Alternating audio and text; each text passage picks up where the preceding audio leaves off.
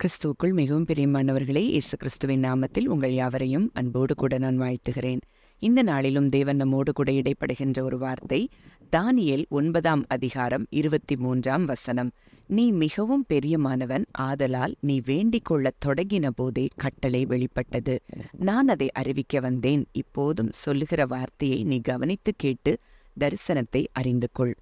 இந்த வார்த்தையின் மூலம் தேவன் இன்றைக்கு நம்ம ஒவ்வொருவரோடும் கூட இடைப்பட விரும்புகிறார். இந்த நாளிலும் அவர் ஒவ்வொருவரையும் பார்த்து சொல்லுகிற வார்த்தை, நீ மிகவும் பிரியமானவன், பிரியமானவள், ஆதலால் நீங்கள் வேண்டிக் கொள்ள தொடங்கின போதே கட்டளை வெளிப்படுகிறதை இந்த நாளில் தேவன் உங்களுக்கு இடைப்பட விரும்புகிறார். அப்போ இந்த காரியம் சொல்லுகிற காரியங்களை நம்ம ஆராய்ந்து பார்ப்போம் அப்படின்னா, ஒரு பிரியமான பிள்ளை அங்கே வேண்டுதல் செய்யும் போது அங்கே பரலோகமே செயல்பட்டு பரலோகத்தில் இருக்கிற தூதன் அங்கே கடந்து வருகிறதை பார்க்கிறோம். அங்கே 21ஆம் 22ஆம் வசனங்களை நம்ம பார்க்கும்போது, அப்படி நான் ஜெபம் பண்ணி கொண்டிருக்கும் போதே முதல் தரிசனத்திலே நான் கண்ட புருஷனாகிய காபிரியேல் வேகமாக பறந்து வந்து அந்திப்பலியின் நேரமாகிய வேளையிலே என்னை தொட்டான். அவன் எனக்கு தெளிவாக்கி என்னோடே பேசி, தானியேலே, உனக்கு அறிவை உணர்த்தும்படி இப்போது புறப்பட்டு வந்தேன். அப்போ ஒரு தேவ பிள்ளை, பிரியமான அவருடைய பிள்ளை கூப்பிடும் போது அங்கே பரலோகம் செயல்பட்டு அங்கிருந்து அங்க தூதனை அனுப்பி அங்க தூதன் வந்து அங்கே தானியேலை தொடுகிறதை பார்க்கிறோம். அப்போ இன்றைக்கு உங்க நம்பிக்கை ஜெபிக்கும் பொழுது எப்படி இருக்கிறது? நான் ஜெபிக்கிறேன், என் ஜெபம் நிச்சயமாய் கேட்கப்படுகிறது. பரலோகத்துல எனக்காக தேவன் செயல்பட்டு அவர் தம்முடைய தூதர்களை அனுப்பி என் காரியங்களை வாய்க்கும்படி செய்கிறார் அப்படின்னு சொல்லி நீங்க விசுவாசிச்சீங்க அப்படின்னா நிச்சயமாய் நீங்க ஜெபிக்கிற காரியங்களுக்கு பதில் உண்டு. அதனால்தான் 1 யோவான் 5:15 பார்க்கிறோம், நாம் எதை கேட்டாலும் அவர் நமக்கு செவி கொடுக்கிறார் என்று நாம் அறிந்திருந்தோமானால் அவரிடத்தில் நாம் கேட்டவைகளை பெற்றுக்கொண்டோம் என்றும் அறிந்திருக்கிறோம். முதலாவது நம்ம அறிய வேண்டிய ஒரு காரியம், நான் ஜெபிக்கிறேன், என் தேவன் நிச்சயமா என் ஜெபங்களை கேட்கிறார் அப்படின்னு அறிந்திருந்தோன்னா போதும், நம்ம கேட்டவைகளை பெற்றுக்கொள்ளலாம். இதுதான் தானியேலுடைய வாழ்க்கையில ஒரு சம்பவம் எழுதப்பட்டிருக்கிறது. 2வது அதிகாரத்துல அங்கே ராஜாவாகிய நேபுகாத் நேச்சாருக்கு ஒரு சொப்பனம் காண்கிறத பார்க்கிறோம். அந்த சொப்பனத்தினால அவனுடைய ஆவி கலங்கி அவனுடைய தூக்கம் கலைந்து போகிறது. அப்ப அங்க சாஸ்திரிகள், சூனியக்காரர், ஜோசியக்காரர், கல்தேயர் எல்லாரையும் கூப்பிட்டு அந்த கனவுக்கு அர்த்தத்தை கேட்கிறார். அந்த சொப்பனத்தையும் கூறி அந்த சொப்பனத்துக்கு அர்த்தத்தையும் சொல்லணும்னு. அப்போ அவங்களால அது முடியல. அப்போ அவங்க கல்தேயர் வந்து சொல்றாங்க, எங்களால சொப்பனத்தை சொல்லும், அப்பொழுது நாங்க அர்த்தத்தை சொல்லுவோம்னு சொல்லும் போது அங்க ராஜா சொல்றாரு, இல்ல, எனக்கு ரெண்டையும் சொல்லணும். அப்படி உங்களால நீங்க சொல்ல முடியலன்னா தேசத்துல இருக்க சகல எல்லா சாஸ்திரிகள், ஞானிகள், இப்படிப்பட்டவங்களெல்லாம் நான் துண்டித்து போடுவேன்னு சொல்றார். அப்போ தானியேல் அங்கே தவணை கேட்டு அங்கே தன்னுடைய நண்பர்களோடு சேர்ந்து அவர் ஜெபிக்கும் பொழுது இரவு நேரத்துல அந்த மறைபொருள் வெளிப்படுத்தப்படுகிறதை பார்க்கிறோம். கொஞ்சம் யோசித்து பார்ப்போம்.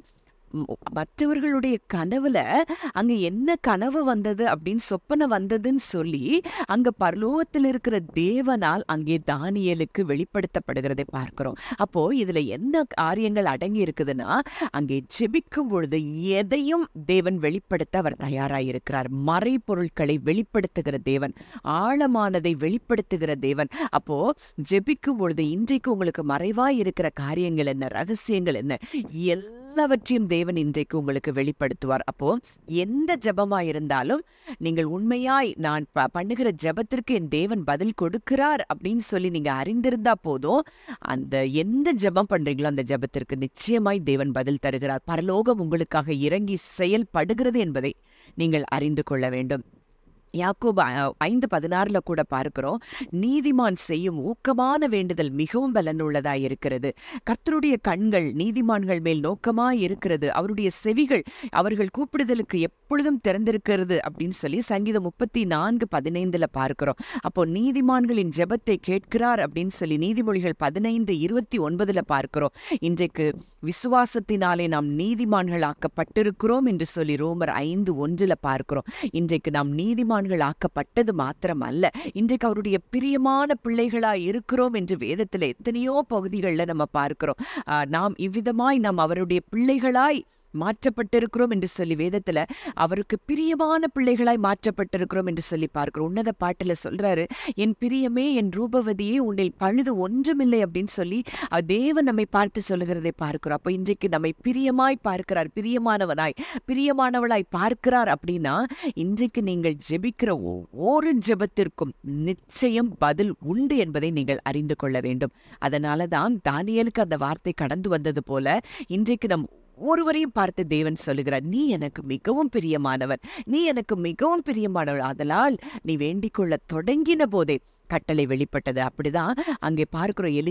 எலியா ஜெபிக்கும் பொழுது அங்கே வானத்திலிருந்து அக்கினி இறங்கி வருகிறது. சாலமோன் ஞானத்தை கேட்கும் பொழுது அங்கே தேவன் விலையேறப்பெற்ற ஞானத்தை சாலமோனுக்கு கொடுக்கிறத பார்க்கிறோம். அங்கே குர்நேலியு இரவும் பகலும் அங்கே தான தர்மம் செய்து ஜெபித்து கொண்டிருந்ததை பார்க்கும் பொழுது அங்கே பரலோக தூதன் அங்கே இறங்கி வருகிறத நம்ம பார்க்கிறோம். பரலோகத்திலிருந்து தம்முடைய தூதனை அனுப்புகிறத பார்க்கிறோம். அப்ப இன்றைக்கு நீங்க உங்களை எப்படி பார்க்கிறீங்க, அவருக்கு பிரியமான பிள்ளையாய் நீங்க இருக்கிறீங்கிறத நீங்க அறிந்து கொண்டீங்கன்னா, அதனாலதான் இயேசுவை பார்த்து பிதா சொல்லுகிற வார்த்தை, இவன் என்னுடைய நேசகுமாரன், இவரில் பிரியமா இருக்கிறேன்னு சொன்ன அதே வார்த்தையை தான் இன்றைக்கு அவருக்கு உடன் சகோதரிகளாய் இருக்கிற நம்ம ஒவ்வொருவரையும் பார்த்து தேவன் சொல்லுகிறார், நீ என்னுடைய நேசகுமாரன், நேசகுமாரத்தி, உன்னில் நான் பிரியமா இருக்கிறேன் என்று சொல்லி பிதா சொல்லி இருப்பார் என்றால் நம்முடைய ஜெபத்திற்கு எவ்வளவு தூரம் அவர் பதில் கொடுக்க வல்லமை உள்ளவராய் இருக்கிறார் என்பதை நீங்கள் அறிந்து கொண்டீர்களானால் போதும், உங்கள் ஜெபங்களுக்கு பதில் வருகிறதை நீங்கள் பெற்றுக்கொள்வீர்கள்.